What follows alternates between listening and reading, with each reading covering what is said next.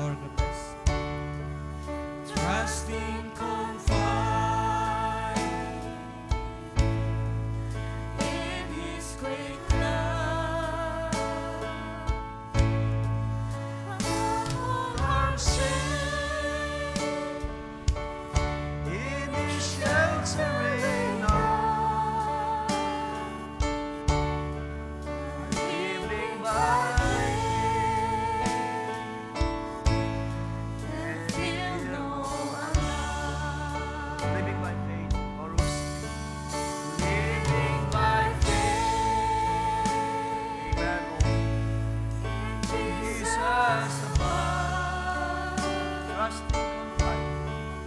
trusting, confide in His great love. Amen, Lord. Hallelujah. Our whole arms sing in His sheltering arms. Hallelujah. Living by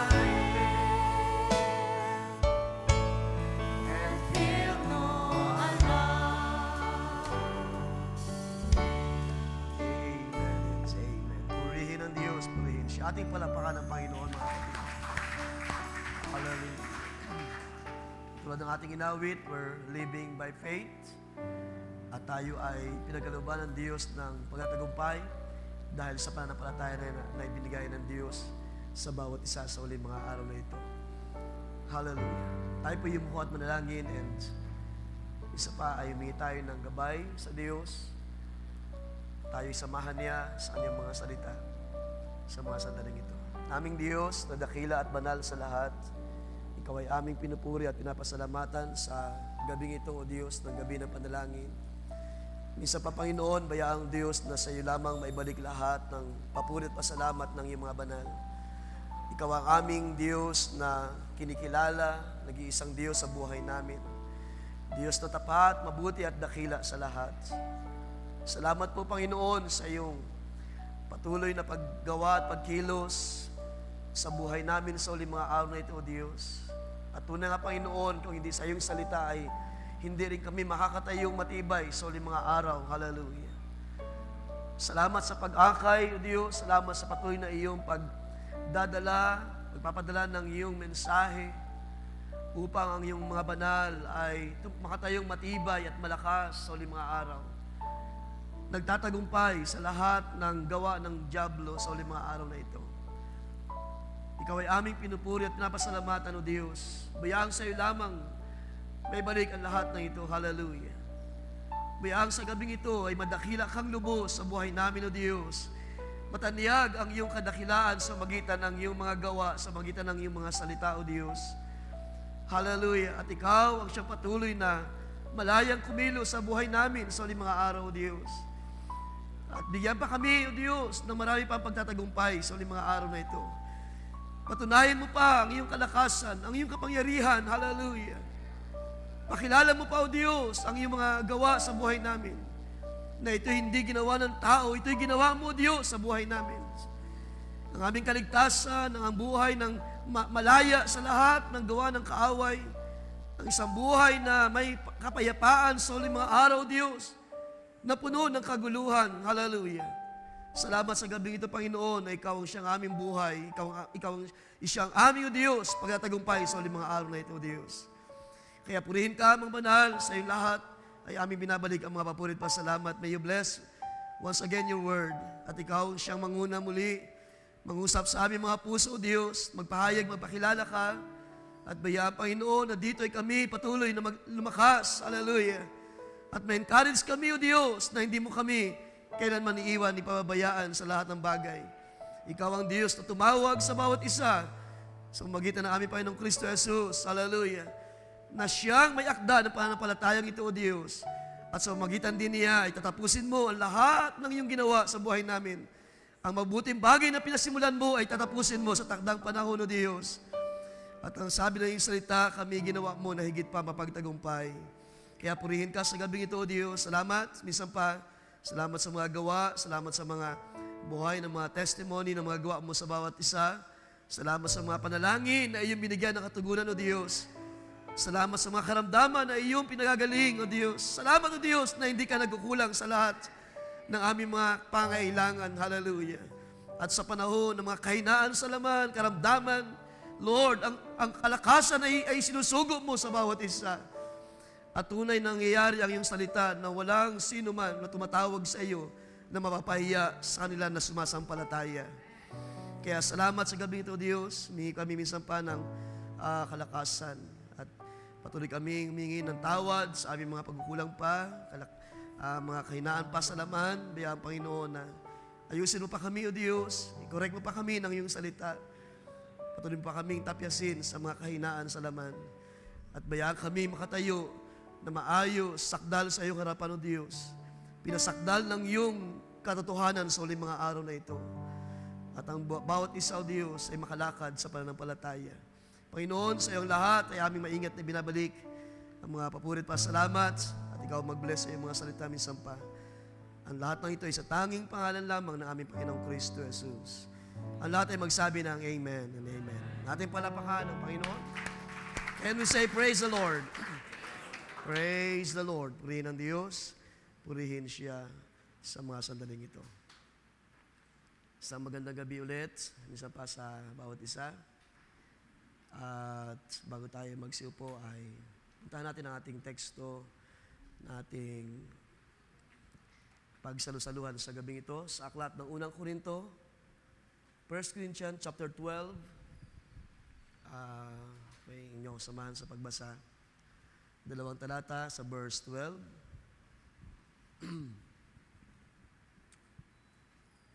Basahin ko sa NASB version. For just as the body is one, and yet has many parts, and all the parts of the body, though they are many, are one body. So also is Christ. For by one Spirit we were all baptized into one body, whether Jews or Greeks, whether slaves or free. And we were all made to drink of one Spirit. Everybody say Amen? Amen and Amen. Lahat ay malayang makaupo. God bless you all. Papalayan ng Diyos ang bawat isa sa gabing ito. So, I think medyo marami ang wala sa gabing ito. But anyway, let's enjoy the presence of the Lord at sa kaniyang mga salita sa pagkakataon na ito. Okay, so meron sana akong gustong i-announce or i-remind, pero siguro sa Sunday na lang na may kinalaman sa ating pagparoon sa Kabadbaran. So since dahil medyo marami ang wala sa gabing ito. So diretso tayo sa ating paksa at salamat sa Panginoon na siyang gumawa ng paraan para sa ating kapatid, Brother Siling. At salamat sa mga ginagamit. Ang Diyos ang magbalik sa inyong lahat, sa inyong pag-ibig sa ating kapatid na alam natin na kailangang kalagayan sa ngayon. Wala silang permanent na pinaghunan ng pangailangan sa araw-araw. Matagal na rin na walang trabaho si Brother Siling. So sila ay talagang nabubuhay na lamang sa pananampalataya, katulad ng ating inawit kanina. Just living by faith na ang Diyos pa rin ang siyang provider sa lahat ng pangangailangan. At may Diyos na kayang gumawa ng paraan to supply our needs. Kaya ba'y sumasampalataya riyan, mga kapatid? Na kahit sa panahon na tayo ay mga resources ay maaaring titigil, mawawala, matatapos. Pero ang pinaka-source ng lahat ng bagay ay nagpapatuloy na nagkakaloob sa bawat isa. Kaya sa Diyos, mauwi ang lahat ng papurit pasalamat at patuloy salamat sa prayer si Brother Siling. Kalakasang physical at spiritual para sa kanya at sa kaniyang may bahay din. Praise God, purihin ng Diyos. At nangyayari ang sinabi ni Pablo, sabi niya ay glory, sabi niya, in all afflictions. At siya ay nagagalak sa kabila ng maraming mga kahirapan, afflictions, sufferings. Hindi nawawala pa rin ang papuri sa Diyos. So nawa sa gabi ito, yan ang ating mga puso. Hindi tayo nawawala sa pagpapasalamat at papuri sa Diyos, anuman ang ating kalagayan sa gabing ito. Ating paksa ay ating kunin sa ating binasa ng mga text. Ating pag-usapan ang kaisipan na denominationalism na ilang beses na pinangaral o dinaanan ng ating kapatid ang propeta sa ating panahon, William Branham, at mamaya ay basahin ko ang ilang mga bahagi ng kanyang mensahe na makakatulong sa ating paksa sa gabing ito. So ano nga ba itong denominationalism at paano ito pinapakita ng Scripture, hindi lamang sa ating panahon, kundi maging sa panahon ng mga apostles. At kung paano tayo nag-enjoy ngayon because of the message na tayo ay nagising sa isang katotohanan sa magitan ng mensahe sa ating panahon na tayo ay minsan naging bahagi ng bagay na ito, denominationalism. So sa ating binasa na teksto, 1 Corinthians chapter 12, ay pinapakita riyan ni Apostle Pablo ang kaisipan na there is only one body of Christ. Sabi niya, kahit gaano karami ang member, but there's only one body of Christ. At ang bawat member ng katawan na ito, na tinawag ng prophet sa ating panahon na mystical body, ang bawat member daw, sabi ni Pablo, ay binautismuhan sa iisang katawan. So, ibig sabihin, sino man ang of course, mabautismuhan sa pangalan ng Panginoong Yesus sa isang tama na formula dahil marami na ring lumitaw na mga turo about sa pagbabautismo, no? Alam natin ang mga bagay na yan. Pero sa mga nabautismuhan sa isa tama na formula, which is baptism in the name of Jesus Christ, sabi ni Pablo, ang lahat ng ito ay, sabi niya, for by one Spirit we were all baptized.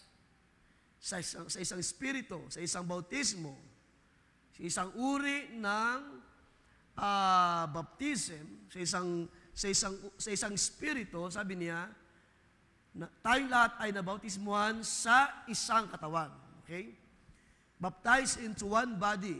Kahit man tayo ay Hudyo, Griego, alipin o Malaya, bawat isa, sabi niya, ay nakainom sa isang espiritu. At kung ito'y titingnan natin mga kapatid sa mga sulat o sa mga mga sulat ni John na iniwika din ng ating Panginoong Kristo Jesus sa aklat ni John sa chapter 4 ay pinakita na rito ng Panginoon that sa magitan niya ay tatanggapin ng bawat isa ang tinatawag na living water. So alam natin ng mga talata na yan, verse 10, John 4 verse 10, nang kausap ni Jesus ang babaeng Samaritana sa balon. Sa verse 10 na lang, sabi diyan, if you knew the gift of God, kung alam mo lamang ang kaloob na mula sa Diyos, and who it is who is saying to you, give me a drink, dahil ang Panginoon nga ay humingi ng tubig doon sa maunang talata, sabi diyan, you would have asked Him, and he would have given you living water. Kung naunawaan lang daw ng babaeng ito, ang kausap niya, na humingi sa kanya ng inumin, sabi ng Panginoon, ay, sabi niya, siya ay makapagbigay ng, sabi diyan, a fountain of water springing up to eternal life, sa verse 14. O verse 13, sabi diyan ng Panginoon, everyone who drinks of this water will be thirsty again, but whoever drinks of the water that I will give him shall never thirsty. So iba yung tinutukoy ng Panginoon, hindi yung literal na tubig sa balon, kundi ito ay ang Espiritu ng Diyos, mga kapatid, na nabasa natin doon sa ating teksto.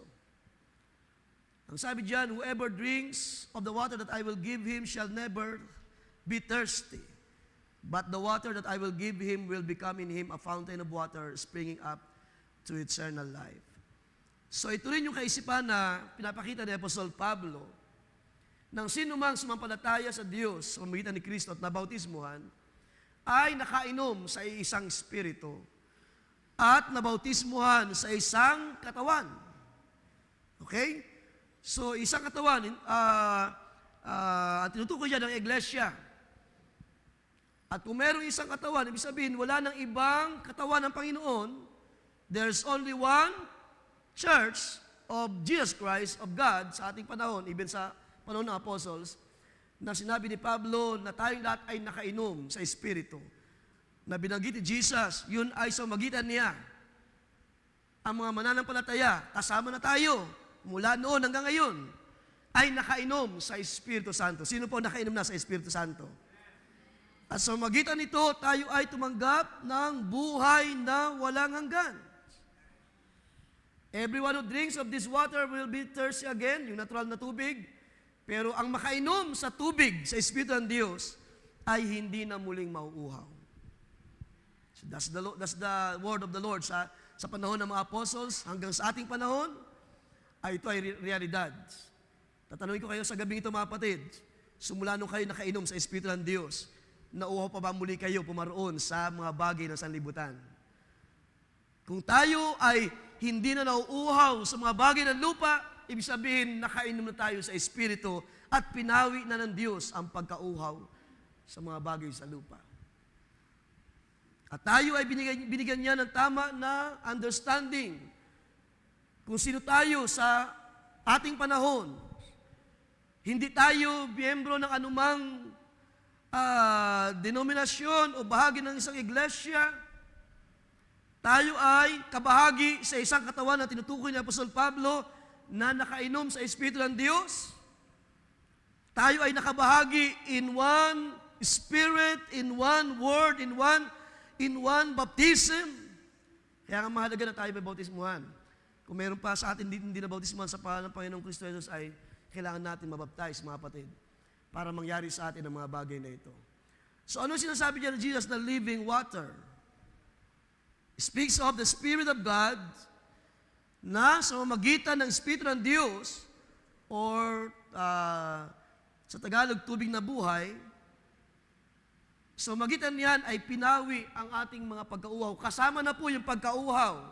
Katulad ng babae sa balon, na deep in her heart, siya ay nagdi-desire na makalaya sa kasalanan. Di ba? Siya ay in-expose ng Panginoon.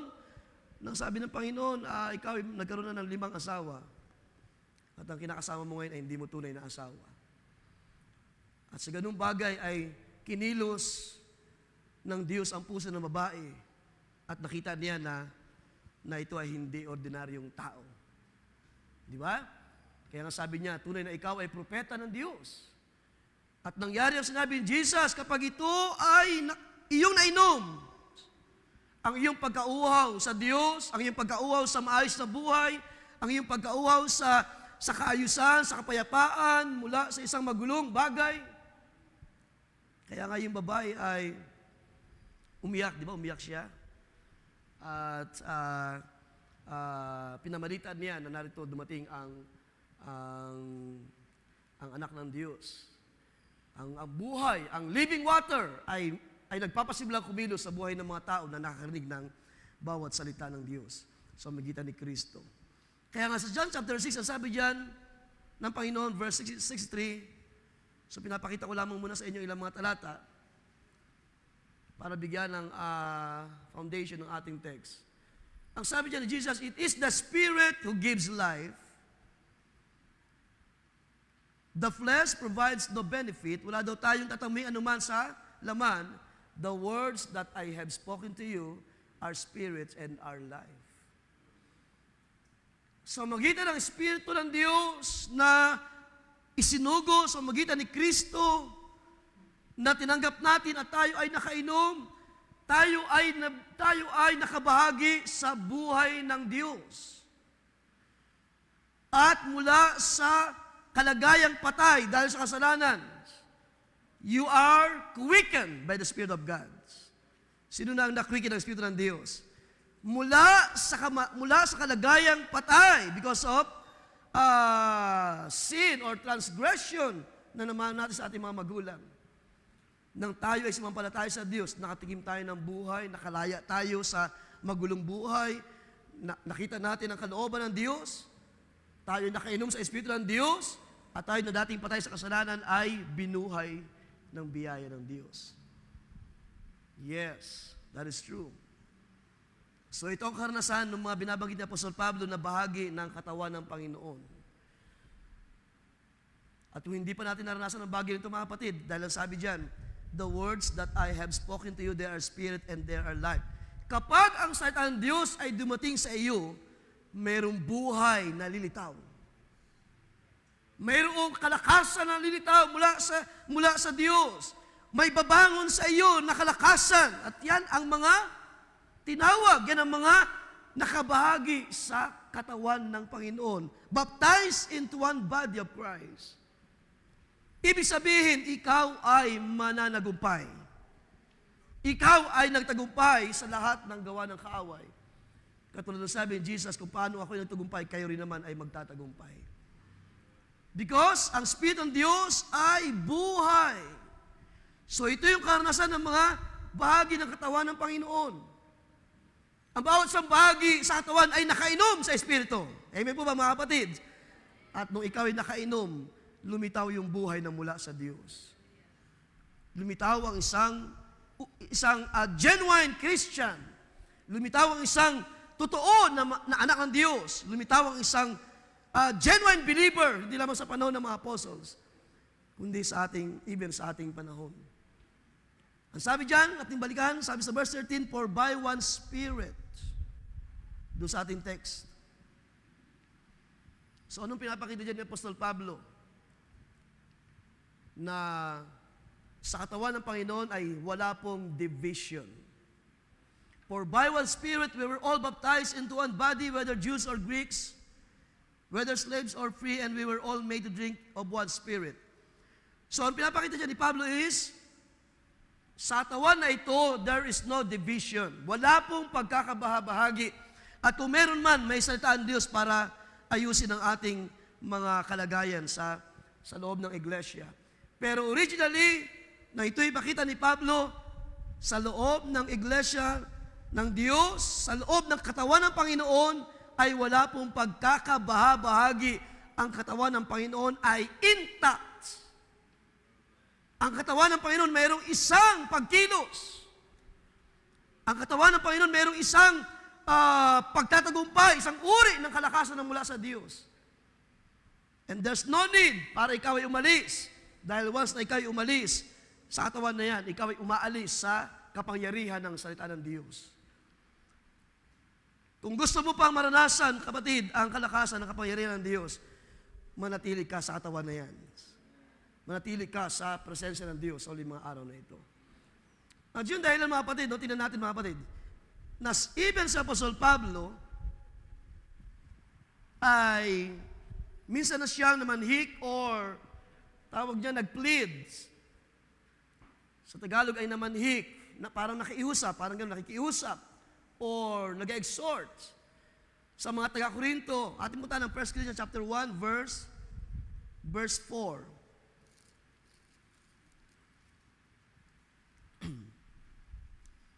1 Corinthians chapter 1 muna, verse 4. Mula verse 4 hanggang 9 ay pinapakita ni Pablo kung gaano kaganda ang kalagayan ng mga believer. Ang sabi sa verse 4, I thank my God always concerning you for the grace of God which was given to you by Christ Jesus, that you were enriched in everything by Him, in all utterance and all knowledge.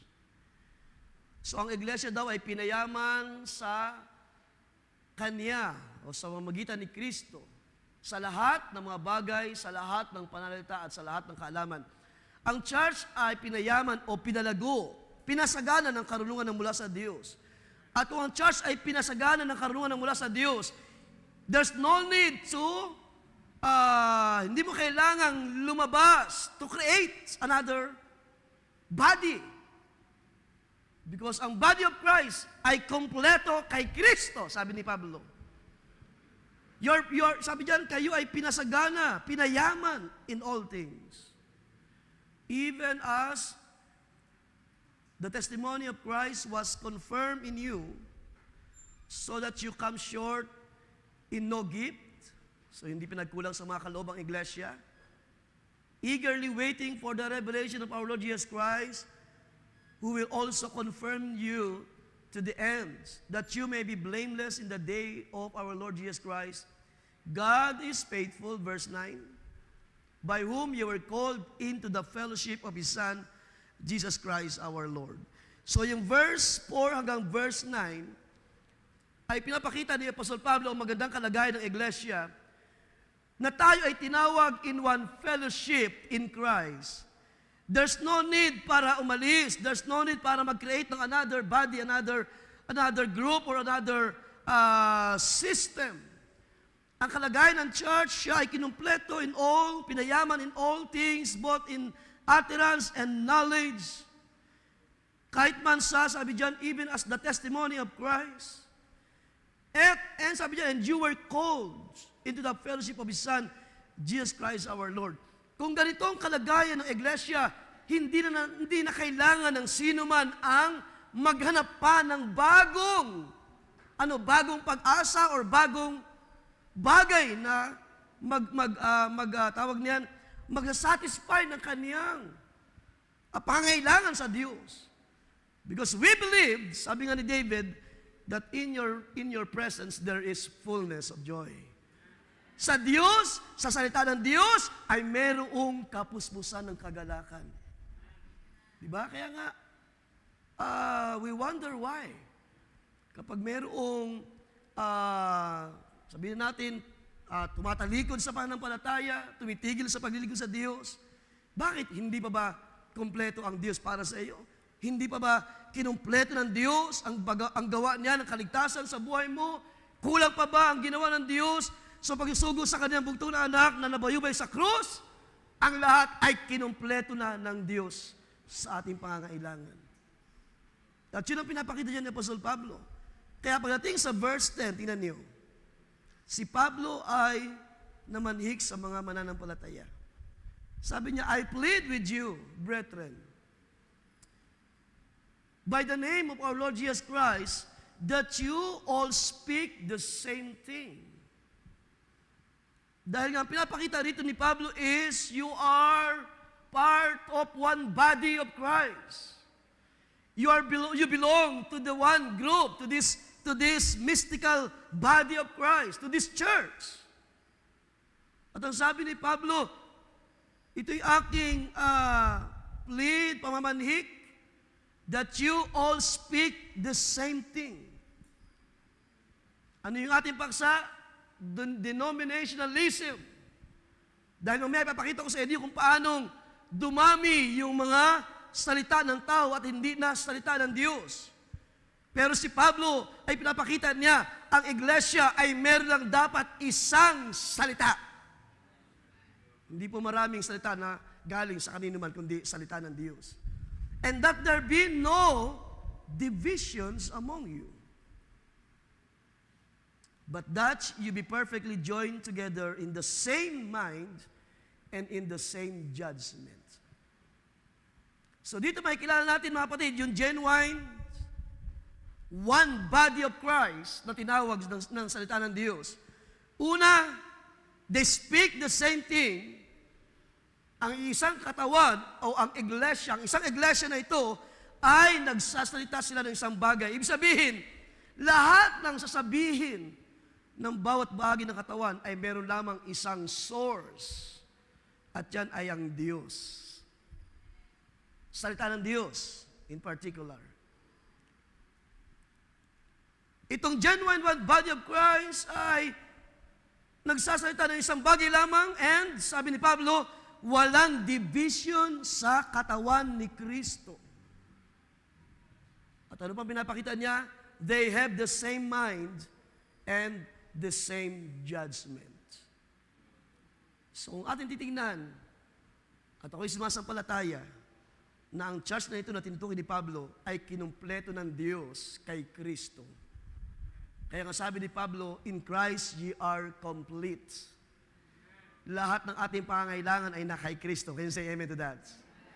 Ang ating mga pangangailangan physically ay kayang tugunin ng Diyos sa magitan ni Kristo kung kayo sumasampalataya, kagalingan sa mga karamdaman, sa mga resources, sa mga provision, sa lahat ng bagay na ating kailangan. Ang kailangan natin ay ang salita ng Diyos sa ating panahon. Christ is the Word made flesh. At sabi ni John, nanahan sa ating kalagitnaan. Sa ating panahon, sa magitan ng salita ng Diyos. At tayong lahat ay tinawag to be a part of this one body. Ito yung genuine body of Christ na walang division. At meron lamang isang bagay na pinapangusap, isang kaisipan at isang paghatol. Now, tingnan niyo mga kapatid, ang Greek word ng division is, hindi naman ito mahirap tingnan, no? Sa Greek word niya na schisma, ang ibig sabihin ay split or gap. Sa ibang word, schisms. So, pag merong division, merong pag-split na tinatawag, at merong tinatawag na gap in between. Pero sabi ni Pablo, ang aking pangmanhik sa inyo na wala sanang division, na wala dapat split between the brethren. Wala dapat mangyaring split. Walang gap dapat sa inyong pananampalataya. At tingnan nyo sa verse 11, ang sabi niya, for it has been declared to me. Now, ano ang proof? Bakit si Pablo kinilos ng Spirit ng Diyos to speak, to write these things? Because meron talaga nangyari na divisions sa panahon na yan. For it has been declared to me concerning you, my brethren, by those of Chloe's household. Ang nakaka-intrigue pa rito, mga kapatids, na-curious lang ako, na marami naman pwede magparating kay Pablo ng mga tawag niya, ng mga development, mga nangyari within the ministry or the church. Yung pang mga kasambahay ni Chloe ang nagparating. So that seems, para sa akin, no, hindi maling magparating sa mga lingkod ng Diyos kung tama ang iyong paparating. Hindi siya chismis, hindi siya pinag-uusapan lang, o hindi siya dahil sinabi lang kung saan lang galing ng mga usapan. Kundi meron talagang isang tiyak, merong tama na pinanggalingan. Because sabi diyan, pinarating sa akin by those of Chloe's household that there are contentions among you. So sa panahon ni Pablo, sa mga taga-Korinto ay nagkakaroon na ng contentions or alitan, pagkatalo-talo. Now I say this, sabi niya, that each of you says, I am of Paul, or I am of Apollos, or I am of Cephas. Ang iba, sinasabi, I am of Christ. Ibig sabihin, sa panahon na ito na si Pablo, sa kanyang ministry, ay nagpapasimula ng kumilos ang divisions or schisms sa loob ng iglesia ng Diyos. Nagpapasimula ng magkaroon ng split, ng gap, ang mga mananampalataya. At ito'y hindi ito nakaalpa sa Diyos.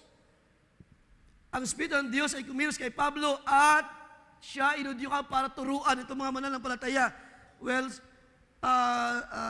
pwede rin sabihin natin na ito'y saway ng Panginoon sa mga believer na hindi dapat magkaroon ng division sa church. Hindi dapat magkaroon ng mga favoritism sa iglesia. Hindi dapat magkaroon ng sabi ako kay pastor ganito, ako kay pastor ganito. At yan ang nangyari, sabi diyan, I am of Paul, Apollos, ang iba ay kay Cephas. Kaya pagdating sa verse 13, sabi ni Pablo, is Christ divided? Was Paul crucified for you, or were you baptized in the name of Paul? So ibig sabihin sa panahon na ito na si Pablo ay gumaganap sa kanyang ministry, nagsimula na rin kumilos ang tinatawag na schism or divisions. At yung terms sa ating paksa na denominationalism, yung pag-split or yung gap between believers ay nagpapasimula ng gumawa sa mga panahon na yan. And mostly mga kapatid, ang number one reason is because of doctrinal issues. Ang mga contentions na yan, nabagay doon ni Pablo, ay mostly may kinalaman sa mga doctrinal issues sa panahon na yun. So pwede sana mangyari because of, sabihin natin, kakulangan financially, kakulangan sa ilang mga bagay, kagipitan, or sabihin natin mga problema between believers. Pero yung contentions dito mga kapatid ay mas malalim ang pinapakita.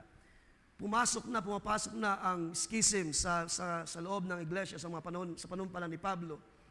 Because of sa mga doktrina na hindi nila ma-resolve o mga issues, mga pagkatalo patungkol sa una-una na sa kalagayan ni Jesus being the Son of God.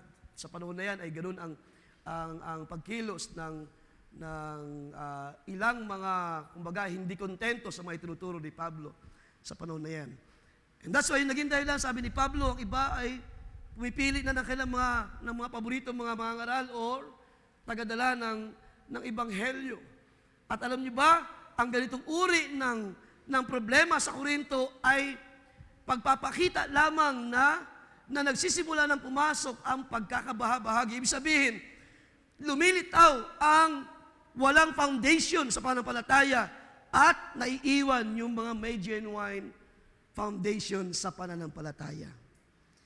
Ibig sabihin, nagmamanifest na kung sino ang totoo at kung sino ang hindi talaga totoo na tumatayo sa salita ng Diyos sa mga panahon na yan. At si Apostol Pablo ay nagkaroon na ng karanasan, nakita na ni Pablo sa panahon niya ang pagkilos ng spirit of denominationalism. Even sa panahon ni Pablo, sa mga talata nating binasa ay nagsimula na itong ganitong pagkilos ng espiritu ng kaaway. Now, what is denominationalism? Punta natin mga kapatids, ang meaning. Denominationalism refers to the division of a religious group into different factions or denominations. Yun ang ibig sabihin ng denominationalism. Often based, madalas na ito ay nakabase, often based on specific theological or doctrinal differences. Kaya nga sa panahon ni Pablo, nagpapasimula na, di ba? Ako kay Pablo, ako kay Cephas, ako kay Apollos, while yung iba ay nanatili, I am of Christ. Pero hindi may tatanggi na unti-unting nagki-creep in, gumagapang, pumapasok ang ganitong uri ng paggawa ng kaaway even sa panahon na yan, at hindi rin nakapagtaka hanggang sa ating panahon ay nangyari ang bagay na ito. Division ang isang pinaka-result ng bagay na ito, no? At masabi dyan, denominationalism involves the fragmentation of a religious group into separate denominations or sects. Fragmentation, ibig sabihin, ito yung process or state of breaking or being broken into small or separate parts.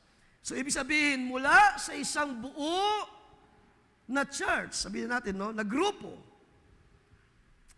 denominationalism ay nangyari kapag nagkakaroon ng fragmentation or state of breaking. Mula doon sa isang malaking grupo, nagkakaroon ng mga broken pieces into small or separate parts.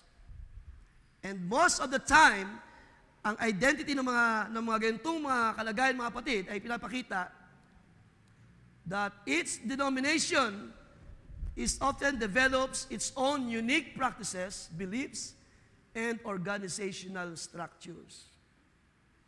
Ibig sabihin, kapag nagkaroon na ng split or division or gap, ang mga mananampalataya ay nagkakaroon na tinatawag ng kanya-kanyang sariling practices, beliefs, and organizational structures. At ang isa sa negative na epekto nito ay ang competition. Competition, lahat ay gustong sabihin na kami ang truth, lahat ay gustong sabihin na kami lamang ang katotohanan, which is nangyari hanggang sa ating panahon. So yun po ang tinatawag na denominationalism. At ang denominationalism, mga kapatid, ay nagpapakilala or nagsisimulang mahati because of the doctrine na hindi pinagkakasunduan ng mga tao sa mga unang panahon. I believe doon sa text na binasa natin na sinasabi ni Pablo na mayroong contentions between sa inyong fellowship, na iniwala ako na mayroong kinalaman ang mga doctrine sa panahon na yan na nagresulta ng division or split ng mga believers sa panahon na yan. So mostly ang dahilan ay ang mga doktrina, mga pinagtatalunan ng mga doctrines, lalo na pagka Diyos ni Kristo, kanya-kanyang kaisipan, kanya-kanyang pagtingin, explanation, interpretations, kanya-kanyang tawag niyan pag-build ng kanya-kanyang foundation regarding sa kung sino si Kristo sa mga panahon na yan, kung paano nila nakikilala ang Panginoon sa panahon na yan. At hanggang sa ating panahon, hindi nakapagtaka, it is happening. Because yan ay once na nakita ni John, at nang ito isulat ni John, by the way, si John lang po ang nagsulat ng mga katagang Antichrist. Nang si John the Beloved ay magsulat yung 1 John, 2 John, 3 John, yung mga huling talata or yung mga huling aklat, episodes, bago ang Jude and Revelation, ay binagit na ni John na kumikilos na even today, the Antichrist is working sa mga panahon na yun. Punta natin ang 1 John chapter 2, verse 18. Si Pablo ay walang accounts about Antichrist, pero hindi mapagkakaila sa kanyang epistles that there were divisions or nagpapasimula na mga divisions or denominationalisms. Sa 1 John chapter 2, verse 18, ito yung deception na nangyari hanggang sa ating panahon. Sabi niya, little children, it is the last hour, and as you have heard that the Antichrist is coming, even now, sabi ni John, many Antichrists have come, by which we know that it is the last hour. So kung sa panahon ni John, it is the last hour, paano pa kaya sa ating panahon? Sabi niya ni John, verse 19, they went out from us. So yung mga bagay na nakikita ni Pablo, na kanyang binigyan ng pagtuturo o pagpapaalala, na dapat kayo ay magsasalita ng isang bagay lamang. There's no division among you. Dapat there's one mind, one judgment. Pero sa panahon ni John, ay nagpapasimula ng kumilos itong Antichrist, ng kanyang sabihin, sabi diyan, they went out from us. So meron nang umaalis o lumalabas. They went out from us, but they were not of us. For if they had been of us, they would have continued with us. Yes. Kung talagang sila ay sa iglesyang ito, sa isang katawan na ito ng Panginoon, hindi dapat sila aalis. Sa panahon ni John, sila dapat ay manatili nakasama natin sa fellowship. Pero ang sabi diyan, but they went out that they might be made manifest, that none of them were of us. So ibig sabihin, hindi nagkakamali si Apostol Pablo sa kanya nakita na meron na nangyayaring schisms o nagpapasimula na ang divisions among the Christians. At pagdating sa panahon ni John, na siya rin sumulat ng aklat ng Revelation, sinulat niya ang bagay na ito sa kanyang panahon. Because yan ay halos di naman nagkakalayo, si Apostle Paul and John. Sa panahon ay sulat ang bagay na ito. Ay nangyari na. Ibig sabihin, nangyayari na. Sa panahon ni Pablo, sa mga taga-Korinto ay nagpapasimula pa lamang. Pero sa panahon ni John, na ito yung sulat niya, mayroon ng pag-alis sa pananampalataya. At nang sabihin ni John, sila ay umaalis sa atin dahil hindi sila sa atin. Mga kapatid, kahit sa ating panahon ay pwedeng mangyari yan. Kapag ikaw ay umalis sa fellowship, hindi ka umalis sa fellowship na ito. Ikaw ay umalis sa salita ng Diyos. Ikaw ay umaalis sa presence or sa kapangyarihan ng salita ng Diyos. Pero kapag ikaw ay umalis, ibig sabihin, hindi ka bahagi ng salita. Ganun lang po kasimple yun. Pero kung ikaw ay bahagi ng salita ng Diyos, kahit anong mangyari, hindi ka aalis sa fellowships. You will stay. Whatever it takes, ano man ay pahintulot ng Diyos. Sabi ng ating MC kanina, ay pinapahintulot ang maraming mga bagay, karamdaman, kagipitan. Pero kung nasa iyo ang Espiritu ng Diyos na nag-alis ng pagkauhaw sa lahat ng bagay na ito, ibig sabihin na napawi ang pagkauhaw mo sa maraming mga bagay. Kung ikaw ay nakainom sa Espiritu ng Diyos, hindi ka aalis sa katawan ng Panginoon. You will stay kahit anong mangyari kahit anong itulot ng Diyos sa iyong pananampalataya. So, pinakita na dyan. Sabi niya, kung sila ay sa atin, dapat sila ay manatili sa atin. So, ang pinapakita dyan ni John, it's not about the apostles, but it's about going out from the words. Paglabas sa salita ng Diyos, paglayo sa kalooban ng Diyos. It's about going out in the presence, out of the presence.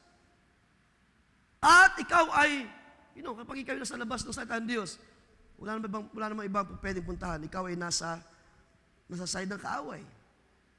Kung ikaw ay nasa Diyos, ikaw ay nanatili sa salita ng Diyos. Pero kung ikaw ay lalabas sa salita, of course, ang iyong magiging foundation is salita ng tao na walang kinalaman sa kalooban ng Diyos.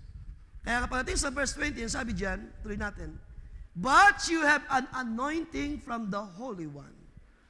So this is the body of Christ. Ang katawan ni Kristo ay tumanggap ng pahid na mula sa Diyos. Nasaan ang mga bahagi ng katawan ni Kristo sa gabing ito? Hindi sa pamamagitan ng salita ng tao. It is by the Spirit of God na nakainom tayo, sabi ni Pablo, we are all baptized into one body and made drink into one Spirit. At kung tayo ay meron lamang isang klase ng Espiritu, then tayo ay nasa isang katawan, nasa isang iglesia, nasa isang gawa ng Diyos. Pero sabi dyan ni Pablo o ni John, but you have an anointing from the Holy One, and you know all things. Sa biyaya ng Diyos, ay nalalaman natin lahat ng bagay. Sino mag-amen, mga kapatids?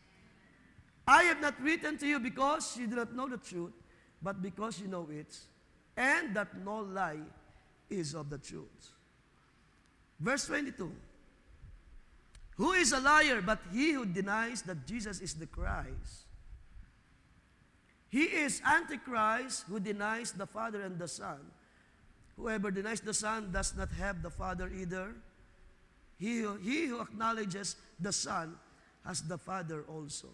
So pag natin sa verse 22 ay binigyan din na ni John ang pagkakilala sa Diyos, sa Ama, pagkakilala kay Kristo as Son of God, as the Word made flesh, sa panahon nila hanggang sa ating panahon. Ang pinapakita naman dito ni John, ang pagiging antikristo ng isang tao na hindi sumasampalataya that Jesus is the Christ, that Jesus is begotten of God, the only begotten of God, na sa magitan niya, lahat ng bagay ay nag-exist. Because sa panahon na yan, kahit mo sa panahon natin, kung kayo ay magre-research, may mga tao na ang tingin nila kay Jesus is just a spirit na walang existence sa flesh, na siya ay isang bahagi lamang ng pagka-Diyos. At never na siya ay nag-manifest in the flesh. Kaya yun sa ibang sulat ni John, yun na makikita natin na ang Antikristo ay siyang hindi nagpapahayag na si Kristo ay naparito sa laman. So ang pagiging Antichrist is pag-deny. Pag-deny kanino? That Jesus is the Christ. Yun ang binanggit dyan ni John sa verse 22. Who is a liar? But he who denies that Jesus is the Christ. So sa panahon ni John ay pinapakita na ang paglitaw ng Antikristo. At ang Antikristo ang siyang nagpasimula ng mga division sa panahon na yan.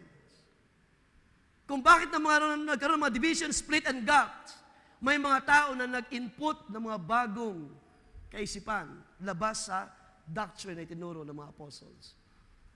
At mula noon, nagpasimulang mag-build ang tao ng isang, mamaya meron tayong titingnan, no? mga tawag niyan sa illustration.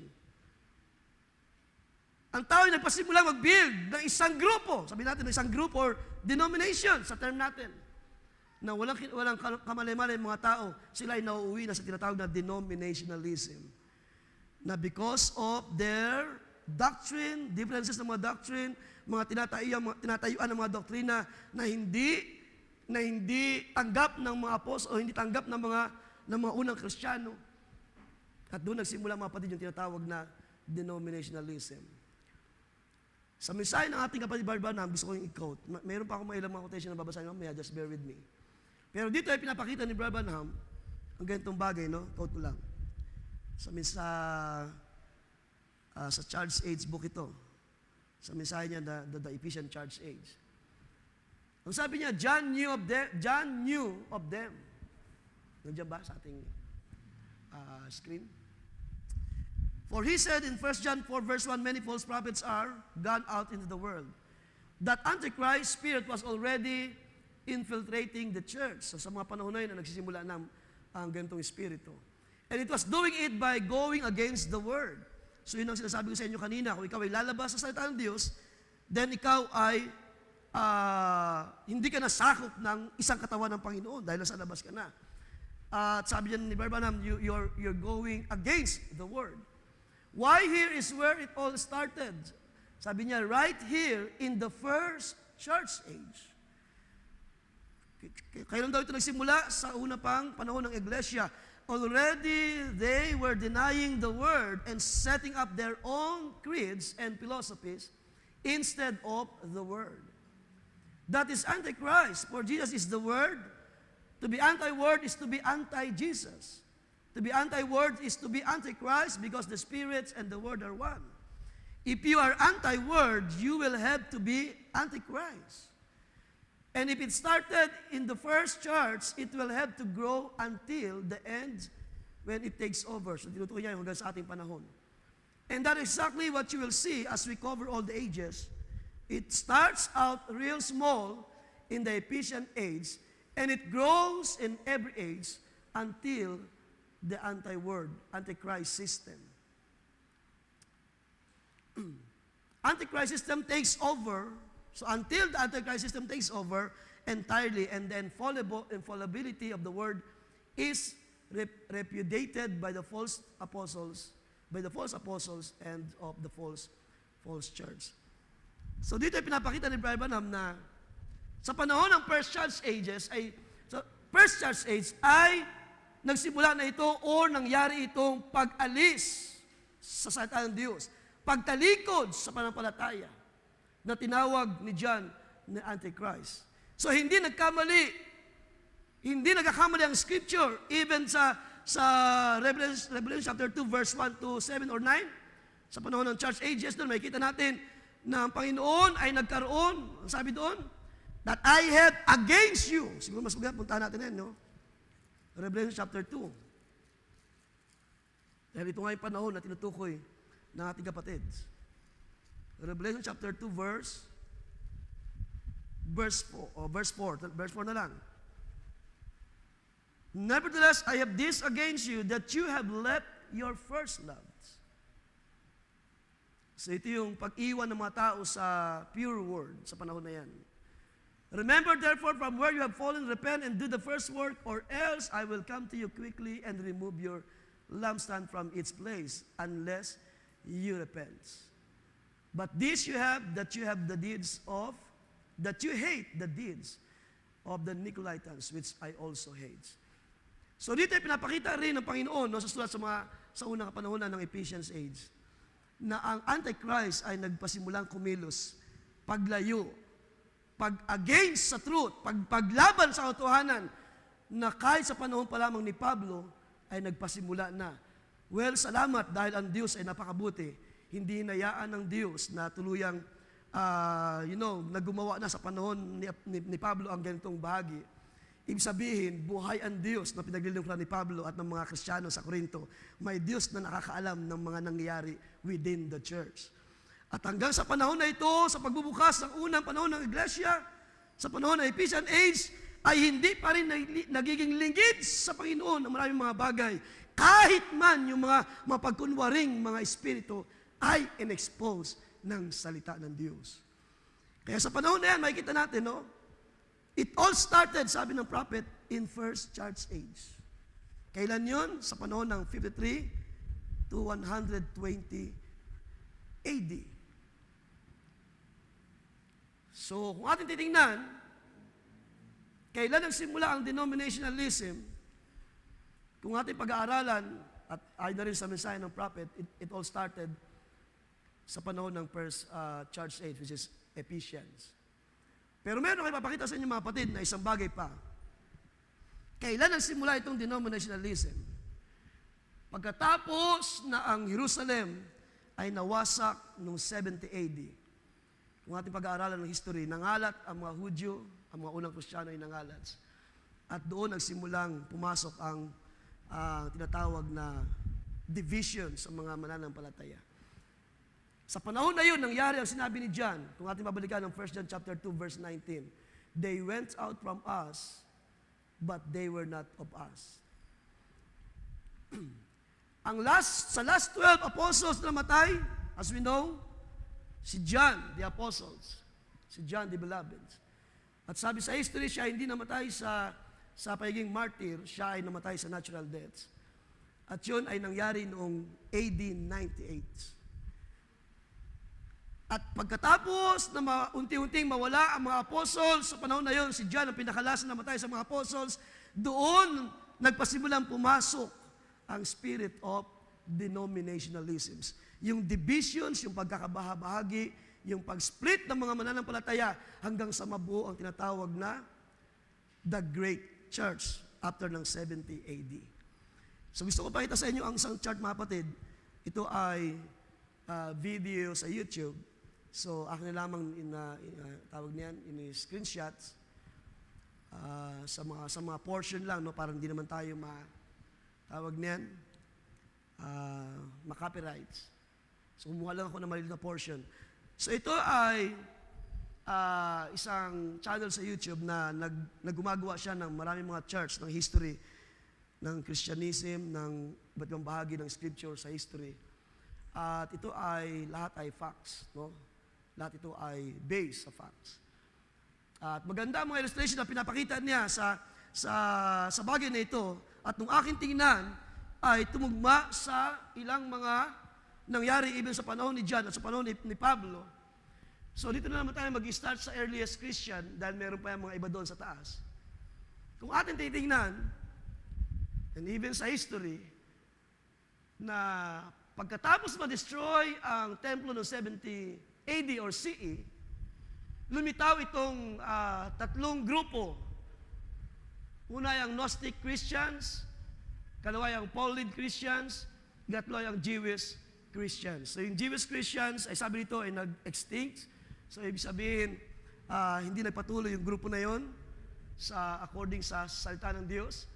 And then itong Gnostic Christians, sa aking ni-research, ang Gnostic Christianity, sabi diyan sa history, it is a diverse collection of early Christian religious movements that emerged in the 2nd century CE. These groups believed that salvation came through acquiring secret knowledge.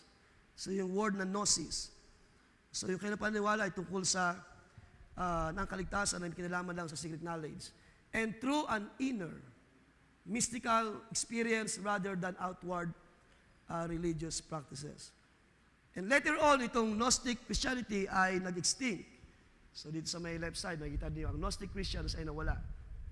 Pero yung Pauline Christians, after ng mga apostles, ay merong may nabuo na tinatawag na The Great Church noong 180 hanggang 313 CE. At ang Great Church, mga kapatid, kung ating titingnan, tingnan niya, ang sabi ni Pablo, ang body of Christ, there is no division in the body of Christ. Ang body of Christ ay nagsasalita lamang ng one mind. They speak one thing. They have one mind and they have the same judgment. Pero sa panahon na ito, unti-unting nagbe-break up ang mga pananampalataya. Unti-unting pumapasok ang kanya-kanyang pagtingin sa Scripture, kanya-kanyang interpretation sa Scripture. At lumitaw nga itong The Great Church, kung ating titingnan, so hindi ko na nailagay sa ating screen, basahin ko na lang ang history. The term Great Church, sa Latin, Ecclesia Magna, is used in the historiography of early Christianity to mean the period of about 180 to 313. It has rightly been called the period of the Great Church in view of its numerical growth, its constitutional development, and its intense theological activity. So, mayroon silang tinatawag na paglago sa tinatawag na constitutional development at sa tinatawag na theological activity. So, ito ay wala na pong kinalaman sa truth, sa epistles. Ito ay mga pasimulang aral o interpretation na nagpapasimula sa mga tao na yan. The Great Church also called the Catholic. So doon po nagsimula itong Great Church. Later on ay siyang tinawag na Catholic. So as we know, Catholic means universal. The Great Church, also called the Catholic Church, has been defined also as meaning the church as depended by such. Ibig sabihin sila ay dinepend ni Ignatius of Antioch, Irenaeus of Lyons, which I believe si Irenaeus siya kung di ako nagkakamali, ito yung lumitaw sa panahon ng Smyrna age. Sino pa? Si Origen of Alexandria, and characterized as possessing a single teaching and common communion over and against the division of the sects. Yung sects po is SECTS. Katulad daw ng Gnosticism and the heresies. By the beginning of the 4th century, the Great Church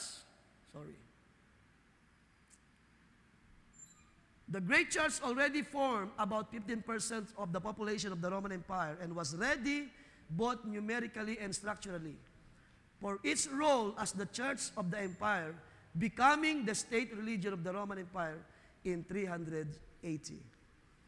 So, nung nagkaroon na ng split, doon mula sa earliest Christian, after na destroyed ng temple, lumitaw ang Gnostic Christian na extinct, mayroong mga Jewish Christian na hindi na rin nagpatuloy sa truth, and ang Pauline Christians, yung mga Kristiyano na sumusunod pa rin sa apostles, sa epistles ni Pablo, and later on, di ba, kung maalala nyo, sabi ni Pablo, alam ko, pag alis ko, mula sa inyo ay lilitaw ang mga lobo. Di ba? Sa isang episode na sinabi niya. At dito, lumitaw ang The Great Church. Later on, itong Great Church ay nahantong sa Council of Nicaea. So, remind lang natin, hindi na ito bago sa atin, no? Ang Council of Nicaea, nangyari noong 325 AD, was the first ecumenical council in Christian history convened by Emperor Constantine to address the Arian controversy. Yung Arian po ay isang uri ng doctrine din yan, na pagtuturo, isang grupo rin yan. Arianism, which proposed that Jesus Christ was not divine but a created being, was a major point of contention within the early church. The council's primary outcome was the Nicene Creed, a statement of faith that affirmed the divinity of Christ and established the doctrine of the Holy Trinity. So as we know, sa Council of Nicaea or Nicaea Council, doon lumitaw ang mga doctrine na hindi na itinuro ng mga apostles. Una-una na si Pablo na maraming tinuro about sa kalagayan ni Kristo as Son of God. So mula doon sa Church of Christ, tingnan niyo mga kapatid, nagkaroon ng Council of Nicaea. At pagkatapos sa Council of Nicaea, sa next image natin, ay nahati rin ito sa dalawa. Lumitaw ang Arian Christianity, at ang Nicene Christianity. So tingnan nyo, nanganganak ang nagpasimula na nagpapakilalang mga unang mga Kristiyano. At ang Nicene Christianity, sa next natin. So ito'y galing sa Nicaea Council, no? Itong Nicene Christianity ay na-split to Council of Dahil nagkaroon ng Council of Ephesus noong 431 CE, na-split sa Council of Chalcedon at sa Church of the East, na tinatawag na National Church of the Sassanid Empire. At mula dito sa Council of Chalcedon, lumitaw ang Chalcedonian Christianity. Sa next slides. So ito muna ang Church of the East, na galing doon sa Nicaea Council, and later on ay naging Assyrian Church of the East. Now, sa next slide. Mula doon sa Council of Chalcedon ay lumitaw itong Chalcedonian Christianity. Sa next slide. Lumitaw ang Chalcedonian Christianity at ang Oriental Orthodox Churches. At itong Chalcedonian Christianity ay meron ding another 5 group na lumitaw or nanganak ng other 5 group. Ito ang Patriarchy of Rome, Patriarchy of Constantinople, Patriarchy of Alexandria, Antioch, and Jerusalem. At yung Oriental Orthodox, sa next slide. Next slide. Sa next slide, wala na ba? Next slide. Yan. So mula doon sa Council of Chalcedon na nag-split sa dalawa, so ating binasa kanina, division. Ibig sabihin, yung division ay nagpapakita ng pag-split or pag-gap sa mga within the believers. Itong Oriental Orthodox ay lumitaw naman ang mga iba't ibang grupo rin. Nandiyan ang Orthodox Church at kung ano pa mga churches yan, inyo lang basahin. Ang isang magandang tingnan dito mapadi ay yung Chalcedonian Christianity sa isang slide. So pinakita ko lang sa inyo. Hindi, balik tayo sa isa pa. Sa isa, balik tayo. Sa Chalcedonian Christianity, lumitaw itong Patriarch of Rome. Itong 5 grupo na ito. At dito sa Patriarch of Rome, dito nanggaling ang Roman Catholic Church na alam natin ngayon. At dito sa 4 na grupo, lumitaw ang Eastern Orthodox Church, yung ating tininan kanina. At ito yung tinatawag na Great Schism na nangyari noong 1054 AD. So mula doon sa 5 group ay lumitaw ang RCC, ang Eastern Orthodox Church. At from RCC ay ipinanganak ang Protestant denomination sa panahon. Of course, sa panahon ni Martin Luther, yun ay mga genuine believer na lumaban sa turo at aral ng Catholicism. Pero later on ay nag-denominate nang mawala sa eksena si Martin Luther. At yun ang Protestant na alam natin hanggang sa ating panahon. So yun mga kapatid, lumitaw ang denominationalism or pag-split ng mga tao. At habang dumadami sila, lalong lumalayo sa katotohanan ng salita ng Diyos. Habang dumadami ang grupo, lalong nawawala ang purity ng salita ng Diyos. Ang nabibuild sa buhay ng mga tao ay ang sabi ni Jesus, ang doctrine and traditions of men. Kaya nga sa bawat panahon, di ba, sa Ephesian age, sa Smyrna age, na binasa natin last Sunday, ang sabi ng Espiritu ng Diyos, sa may pakinig ay makinig sa bawat sinasabi ng Espiritu sa bawat panahon.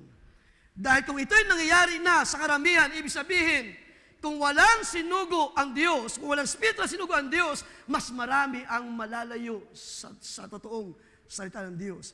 Pero salamat tayo, sabi ni Jesus, kapag dumating ang Spirit of Truth, He will guide you into all truths.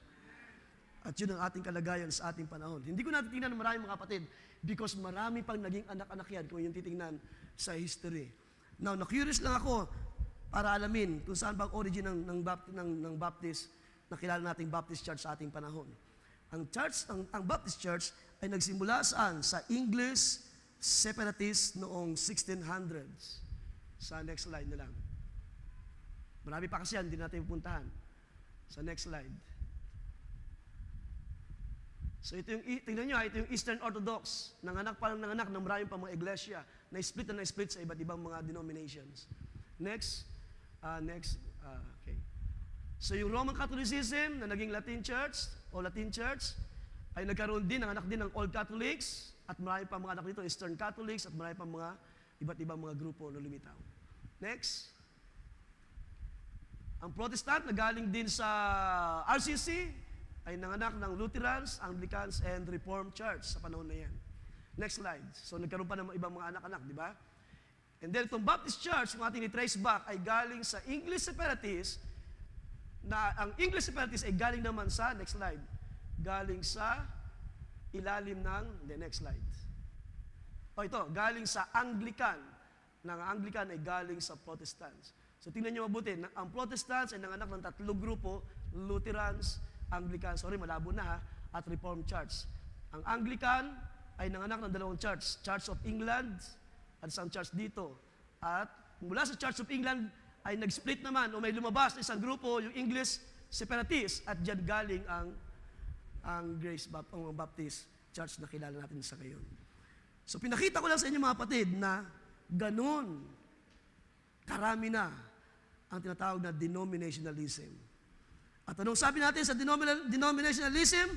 Divisions of religious groups based on specific theological and doctrinal differences. Ibig sabihin, nagkaroon na sila ng kanya-kanyang paniniwala sa salita ng Diyos na hindi na epistles of the apostles, hindi na pure word.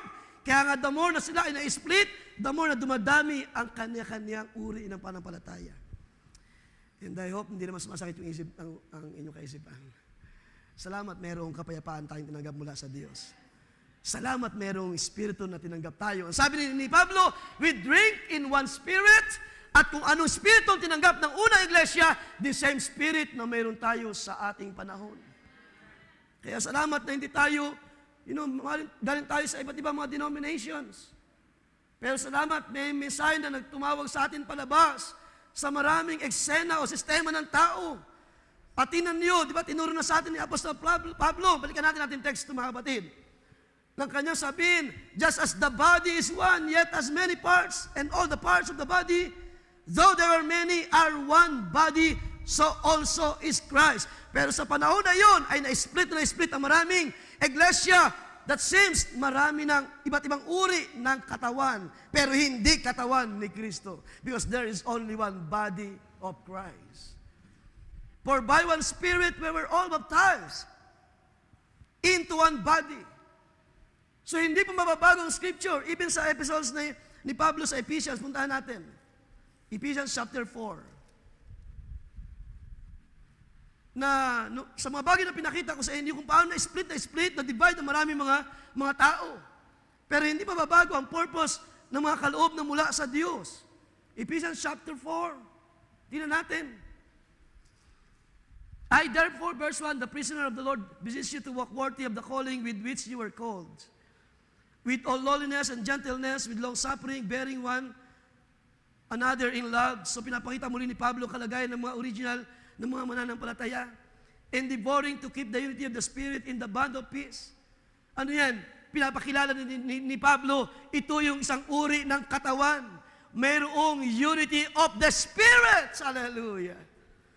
Hindi ka dapat lalabas na ikaw ay lalabas sa kaisahan sa Espiritu. Dahil kapag ikaw ay lumabas, mauwi ka sa denomination, sa denominationalism. Pero pinapakita ni Pablo, sabi niya, there is one body and one Spirit, just as you were called in one hope of your calling.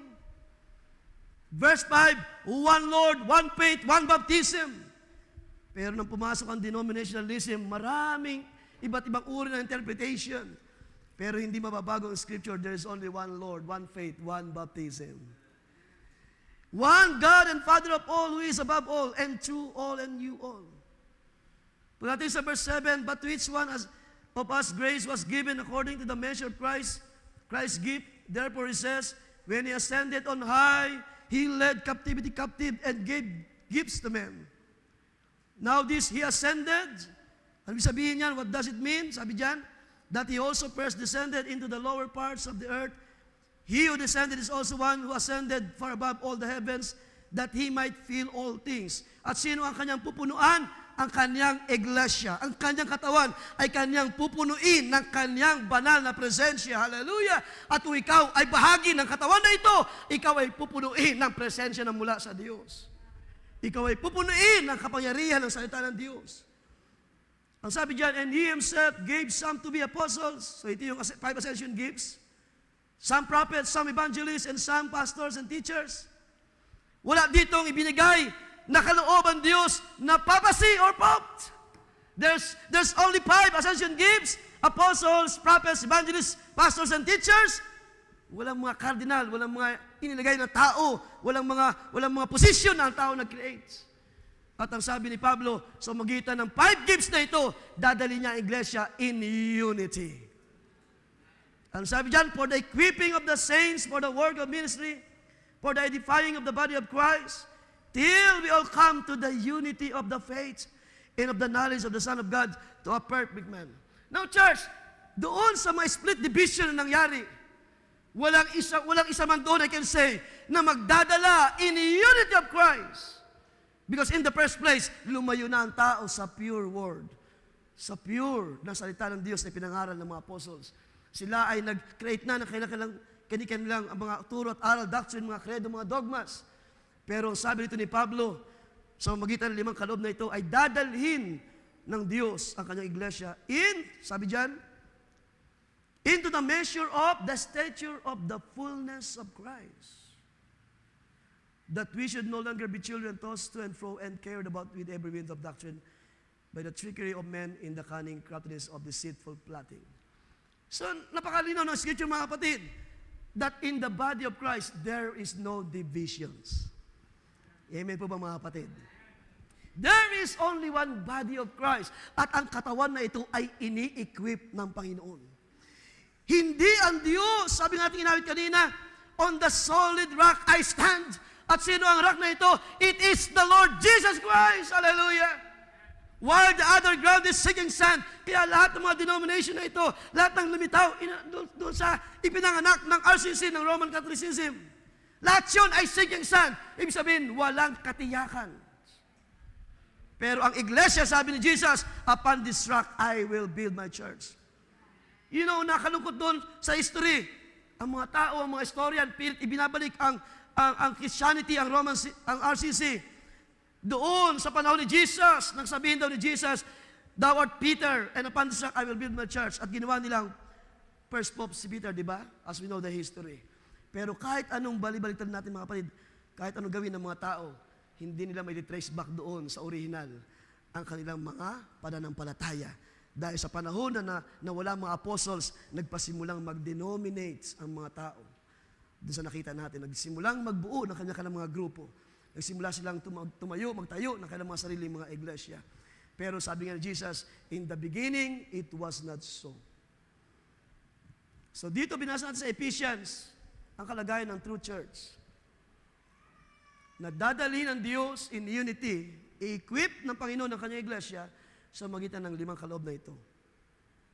At ang church ay gagawin niyang mapagtagumpay. Hindi ka na madadala ng mga hangin, ng mga iba't ibang mga doktrina sa mga panahon na ito. Now, punta pa natin ng Galatians chapter 1, verse 6.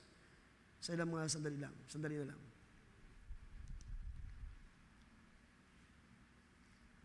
Dito ay pinakita naman ni Pablo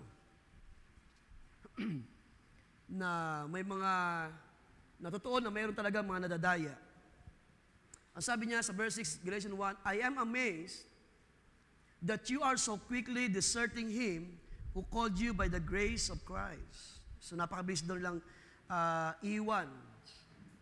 Ang sabi dyan, lumilipat ang mga tao mula sa truth patungo sa turo at aral ng tao. Which is not just another account, but there are some who are disturbing you, so sa panahon ng mga apostles yan, and want to distort the gospel of Christ. So sa panahon ni Pablo ay pumapasok na itong spirit of denominationalism na nangyari nga doon sa history na tinignan natin. Pero sa panahon ni Pablo, sabi diyan, merong mga tao sa inyo, there are some who are disturbing you and want to distort the gospel of Christ. But even if we, sabi ni Pablo, kahit man kami or anghel or angel from heaven should preach to you a gospel contrary to what we have preached to you, he is to be accursed. Kapag sino man daw nagturo, maging anghel o kami, sabi ni Pablo, ay nagturo ng hindi namin itinuro sa inyo na gospel of Christ, na doctrine of Christ, ang sabi ni Pablo, anong kanyang declaration? Ito ay inaariin ninyong accursed o sinumpa. And therefore, hindi tayo, kundi ang Spirit of Truth na gumagawa sa ating panahon. ang spirit of denominationalism ay a curse sa harapan ng Diyos dahil sila ay nagpasimulang magturo ng iba't ibang uri ng mga katuruan. Lalo na kung may kinalaman sa pagka-Diyos ni Kristo. Lalo na pag sinabi ng tao, si Kristo ay tao lang. Ay si Kristo ay ganito lang, espiritu lang, ganito. Kung ano-ano pa mga pagpapaliwanag.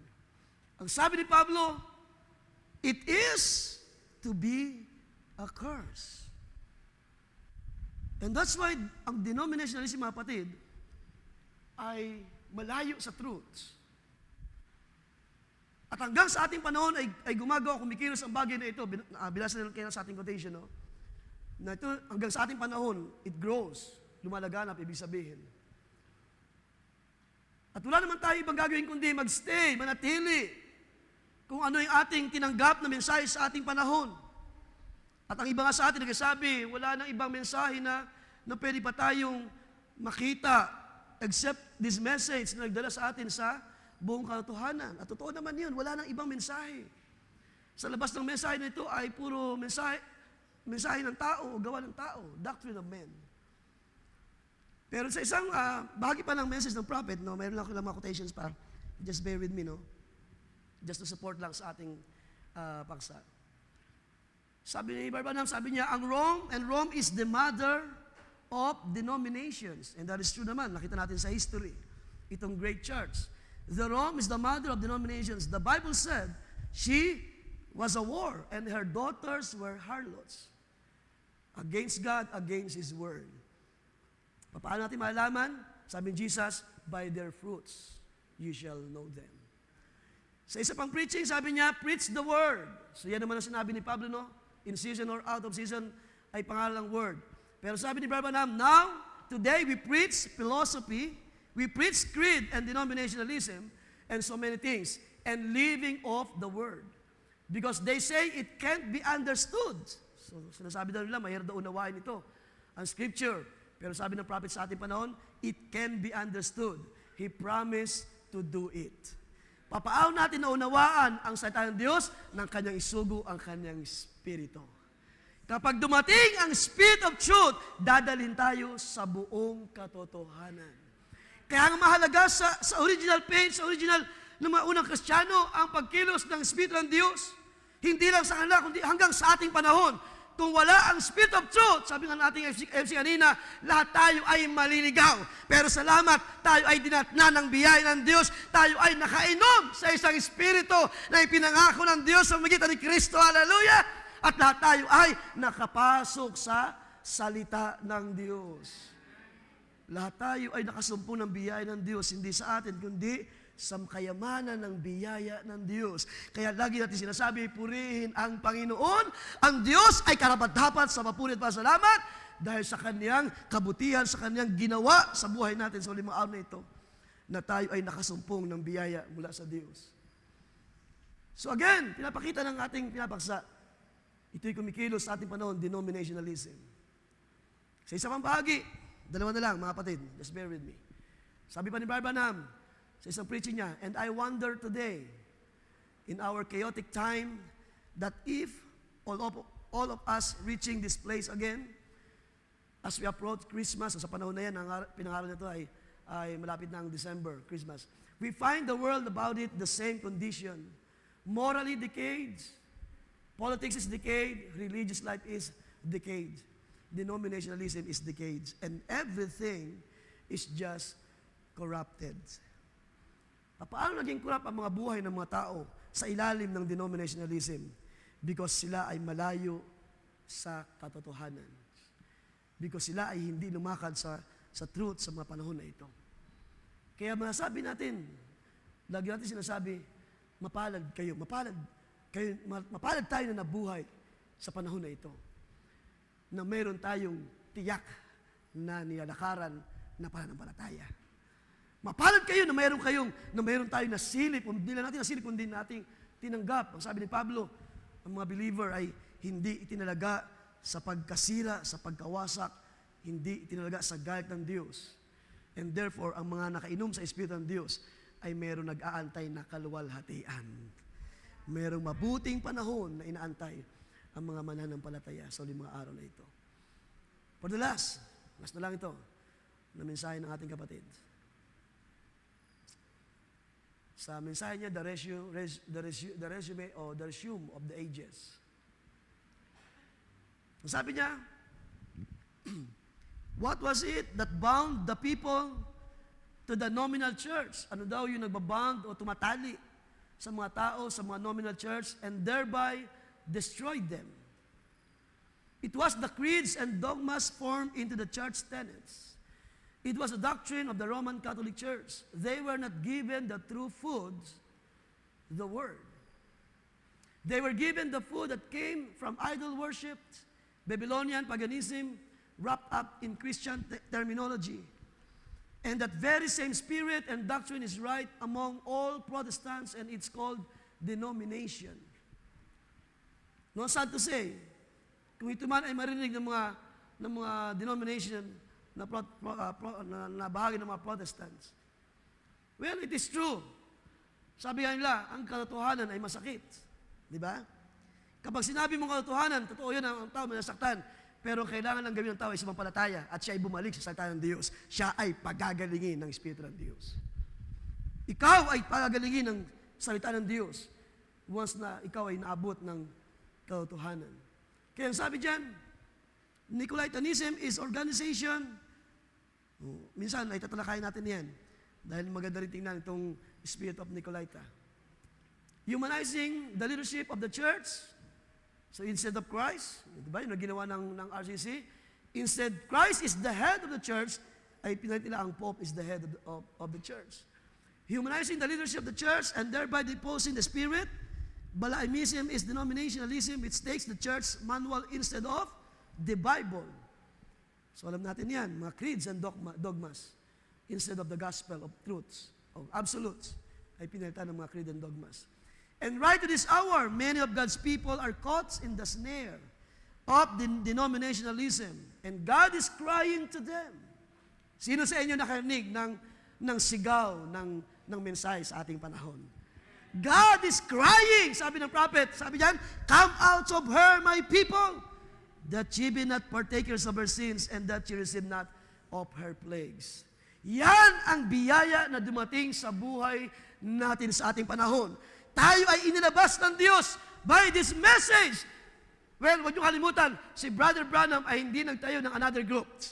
Doon sa mga tinignan natin, maraming mga anak-anak, mga group na limitaw, nag-split, nag-divide, ang maraming mga iglesia. Pero nang dumating ang mensahe sa ating panahon, ang lingkod ng Diyos ay hindi nagtayo ng another group, kundi siya ay ginamit para tawagin isa-isa ang mga tao ng Diyos, ilabas sa bawat sistema ng tao. At yun ay kayo, yun ay tayo. Amen po ba mga kapatid? This is not another group. It is a mystical body of Christ na kung ating ititrace kung anong spirito na ininom ng ating mga unang magulang ng mga Kristiyano, it is the same spirit na tinanggap natin sa ating panahon.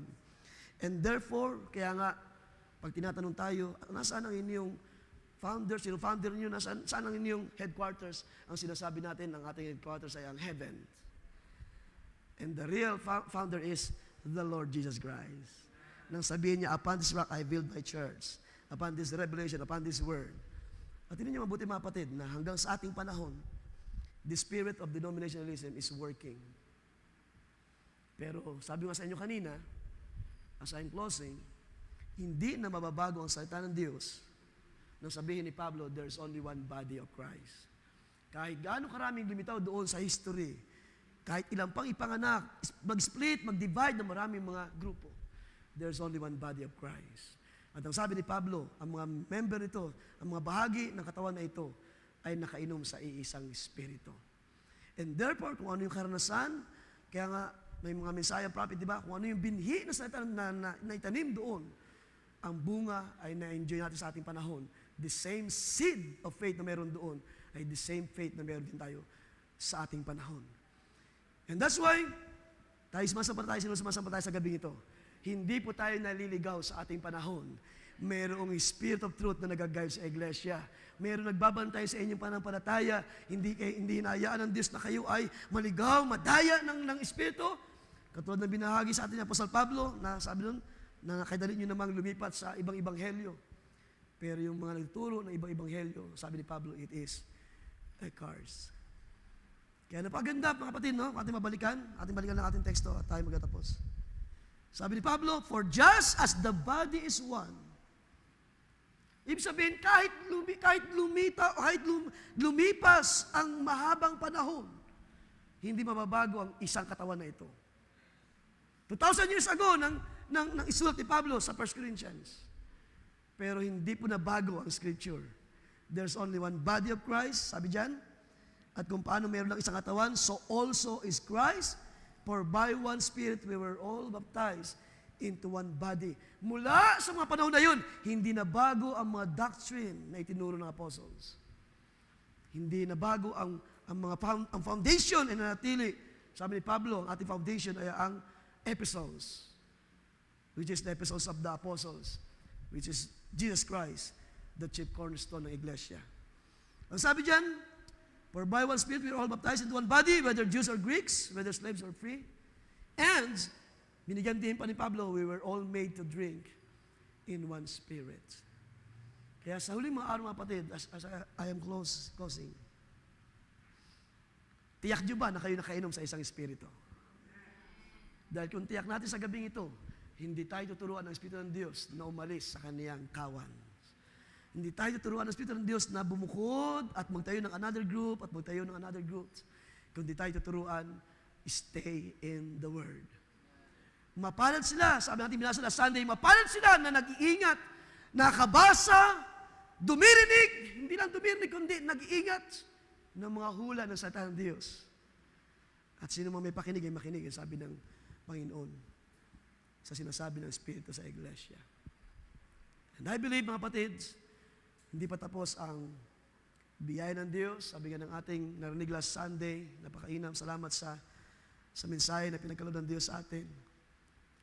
Na minsan, I believe kayo ay aware na rin or at least ang church ay well-founded kung pag-uusapan ng manifestation ng mga kaloob. Dalayan ko na hindi na tayo mga Kristiyanong malitis rin kapag tayo naka-witness ng pagsasalita ng wika at pagpapahayag ng wika. Ang lagi natin gawin, manalangin tayo. Idalangin ang mga kaloob na patuloy pang pagtibay ng Diyos ang kaniyang salita sa ating kalagitnaan. Mangyari ang genuine manifestation ng Espiritu ng Diyos dahil ang sabi ng Panginoon na pinalaya ng anak ng tao ay ganap ng malaya. Therefore, hindi na po tayo alipin ng kasalanan. Hindi na kayo alipin ng sanlibutan. Hindi na kayo alipin ng tao. Kayo ay alipin ng salita ng Diyos. Kayo ay alipin. Sabi ni Pablo, I am a prisoner of Christ. So tayo ay hindi kabilang sa anumang sekta o anumang denominasyon. I am in Christ. I am in Christ. Ako ay kay Kristo. Ako ay sa salita ng Diyos. Purihin ang Panginoon, ang Diyos pala sa kanyang mga salita. Ating palapakan ng Panginoon, mga kapatid. Can we say, praise the Lord? Praise the Lord. Purihin ang Diyos, purihin siya. Mangyari ang salita ng Diyos, mangyari ang kaniyang kalooban. Ang Diyos pa ang magpatibay sa ating panampalataya. Habang tayo nagpapatuloy sa ulimang araw na ito, waiting for the glorious moment. Tayo manalangin, aming Diyos na dakila at banal at tapat sa lahat. Kami ay nagpupuri at nagpapasalamat sa iyo, Diyos. Salamat sa iyong mga salita na iyong pinagkaloob sa iyong iglesia. Salamat, O Diyos, sa isang tiyak na karunungan, kaalaman, wisdom and knowledge na mula sa iyo, O Diyos. Hindi ito, Panginoon, hallelujah, sa abot ng biyaya na sukat na iyong pinagkaloob sa iyong iglesia. Hindi ito tinuro lamang ng tao, ito'y tinuro ng iyong Espiritu Santo, O Diyos. Na ito'y dumating sa iyong iglesia. Ang sabi mo, Panginoon, na dadalhin mo ang iglesia sa buong katotohanan. At yun ang aming nararanasan sa limang araw na ito, O Diyos. Dalhin mo pa kami, Panginoon, sa buong katotohanan. Alisin mo sa aming kaisipan, O Diyos, ang dalawang akala. Alisin mo sa aming kaisipan ang doubt sa iyong mga salita, O Diyos. Bigyan mo kami, O Diyos, ng kaisahan sa iyong Espiritu. Bigyan mo kami ng isang kaisipan, one mind, one judgment. Dahil ito ang description ng body of Christ sa uling mga araw. It speaks the same thing sa uling mga araw. At hindi kami magkakanya-kanya ng aming kaisipan, magkakanya-kanya ng lakad, ng decision, kundi kami ay aayon, hallelujah, kung anong sinasabi ng Espiritu ng Diyos. Kami ay lalakad, yield by the Spirit, hallelujah, according to the Spirit, according to the Word of God, hallelujah, sa mga araw na ito. O Diyos, tulungan mo pa kami sa mga araw na ito, Diyos. Patuloy mo kaming turuan, patuloy mo kaming palakasin sa pananampalataya. Tulungan mo pa kami, O Diyos, lumakad. Hallelujah, na walang pag-alinlangan. Bigyan mo pa kami ng isang kaisipan, isang tiyak na pag-asa sa mga araw na ito. Lord, I pray for your people, O Diyos. Napakarami, Panginoon, ng mga iglesia. Napakarami ng mga kaisipan, napakarami ng mga doktrina na lumitaw sa nakalipas na 2,000 taon. Pero hindi na bago ang iyong salita, O Diyos. Hindi ka nagbago sa iyong mga plano. Kung nandyan ang Spirit of Truth, ang iyong iglesia, ang mga tao mo, Diyos, ang iyong mga tinawag, ay lalakad sa purong salita ng Diyos. Hindi mo sila aakayin palayo sa iyong salita. Kaya salamat sa pagkakataon na ito, Diyos. Salamat sa mga panahon na kami ay patuloy na ginaguide, inaakay. At nawa, O Diyos, tulungan mo pa kami na may baba pa ang aming mga puso, O Diyos. Alisin mo sa amin ang pagmamataas sa iyong salita. Alisin mo sa amin ang mga karunungan panglupa, O Diyos. Bigyan mo kami ng karunungan na mula sa iyo. That we may speak one thing sa iyong harapan. That we may decide one judgment. One spirit na kumikilos. Isang uri ng binihi sa iyong iglesia. At mayroong isang uri din ng mga bunga ng Espiritu Santo. Isang kagalakan, isang pagtatapatan sa isa't isa, isang pag-ibig sa isa't isa, O Diyos. Paglakad sa iyong salita sa uling mga araw. Lord, salamat. Sa iyo lamang namin ibinabalik, Panginoon, ang mga papuri. Sa iyong kadakilaan, sa iyo ang kaluwalhatian. Bless your word and bless your people. At salamat, Panginoon, dahil binigyan mo kami ng isang tiyak na pag-asa sa uling mga araw na ito. Kung may mga bagay pa na hindi naabot, ikaw patuloy na magdagdag sa iyong iglesia, mga bagay na hindi na maaring nadaanan o hindi na maaring napuntahan. Maaring kami ay nalilimitahan ng ilang mga bagay, O Diyos. Pero ang wisdom na mula sa iyo ay hindi kayang limitahan ng sinuman. Ikaw ay patuloy na mangungusap, patuloy kang magpapadala ng iyong salita, patuloy kang mag-aayos ng iyong iglesia, patuloy kang magsusugo ng iyong salita sa uling mga araw. Lord, may you bless your people. Salamat sa mensahero na iyong pinadala sa uling mga araw. Ginamit para kaming dalhin, pabalik sa original na pananampalataya. Bless your word, bless our hearts, bless your people. Sa iyo lamang, O Diyos, mabalik. Sa iyo ang papuri at pasalamat na dakila. Sa tangang pangalan ng Panginoong Kristo Jesus. Everybody say amen and amen.